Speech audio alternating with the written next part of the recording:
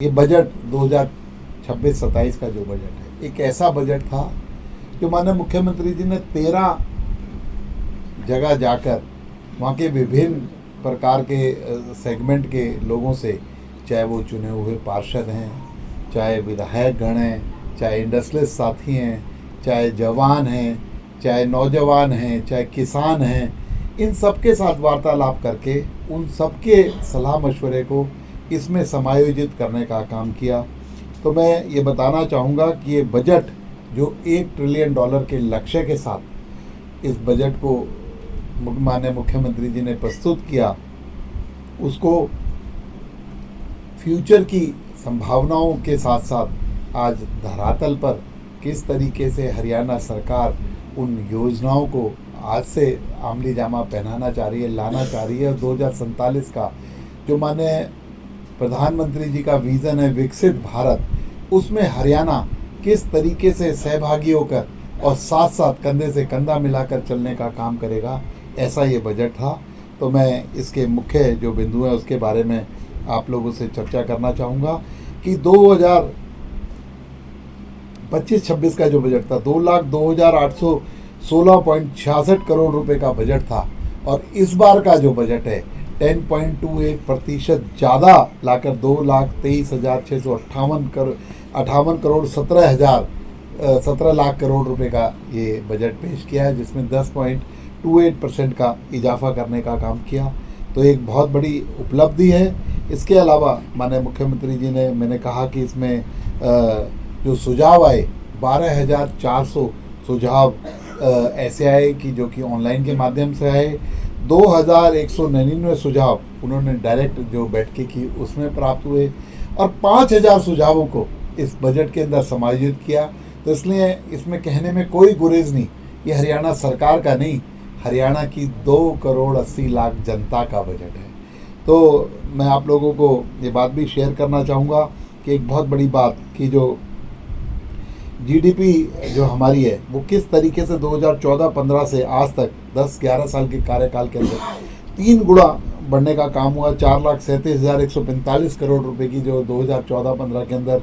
हमारी जीडीपी होती थी, अब वो 13,67,769 करोड़ रुपए की हमारी जीडीपी सकल घरेलू उत्पाद जो है हमारा इतना हो गया है। इसके अलावा जो अर्थव्यवस्था की जो अनुमानित दर जो पिछले 2025-26 के अंदर रही, मैं समझता हूँ जो नेशनल इंडेक्स है उससे भी ज़्यादा 9.5% रही है। बहुत बड़ी एक हरियाणा की सरकार के लिए, हरियाणा की नीतियों के लिए बहुत बड़ी उपलब्धि की बात है। और इसी तरह प्रति व्यक्ति आय जो 2014-15 के अंदर 1,47,382 रुपये थी, 2025-26 में वो 3,95,668 रुपये प्रत्येक व्यक्ति की आय जो है हरियाणा के अंदर हम लोगों ने इसे अनुमानित किया था और उसे अचीव करने का काम किया। 2014-15 के अंदर जो राजस्व घाटा 1.9% था, और 2025-26 में 1.33% रहने का जो है अनुमान है, और 2026-27 में इसे 0.8% करने का हमारा लक्ष्य है। तो इस बजट के अंदर जो इस तरीके के मुख्य बिंदु जो आंकड़ों को प्रभावित करते हैं वो मैं आपके सामने रख रहा हूँ। इसके अलावा 16वें वित्त आयोग की सिफारिश के अनुसार 2031 तक करों में हमारा हिस्सा अब अधिक बढ़कर 1.36% रहेगा। वर्ष 2021 से वर्ष 2026 के मुकाबले में यह बढ़ोतरी 24.52% की, जो अभी तक जो सेंटर से जो हमें कर मिलता था उसके अंदर जो हिस्सा है उसके अंदर भी हमने काफ़ी बढ़ोतरी प्राप्त करी है। माननीय नरेंद्र मोदी जी ने हमें उसके अंदर इजाफा करने का काम किया है। प्रदेश में वायु प्रदूषण के लिए भी, क्योंकि एक बहुत बड़ी समस्या अभी पीछे दिसंबर और जनवरी में हम लोग देखते हैं, तो उसके लिए भी इस बजट के अंदर 2,716 करोड़ रुपए की अनुदान राशि का एक पूरा प्रोविज़न किया गया है कि हमारे एनसीआर के अंदर, हमारे प्रदेश के अंदर वायु प्रदूषण को हमें रोका जाए। और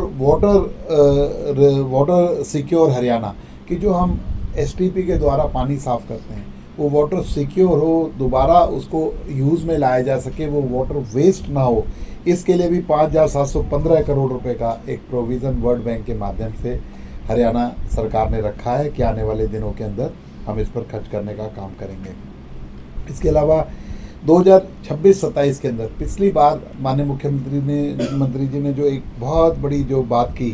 कि वो डिपार्टमेंट ऑफ फ्यूचर का संगठन किया था हरियाणा के अंदर। पहली बार डिपार्टमेंट ऑफ फ्यूचर कि जो फ्यूचर के बारे में ज़रूरतों को आकलन कर सके, फ्यूचर के बारे में जान सके और फ्यूचर में क्या क्या ज़रूरतें हैं उनके लिए अभी से हम लोग उसकी तैयारी कर सकें। तो उसमें 4 विभागों के प्रस्ताव के साथ उसके अंदर भी 1837 करोड़ रुपए का प्रोविज़न किया गया है, जिससे आने वाले फ्यूचर के अंदर हमें किन किन नीतियों पर, किन किन चीज़ों पर काम करना है वो हम उसमें कर सकें। और इसके अलावा जो हमारी जीडीपी है उसका जो 2026-27 में इसे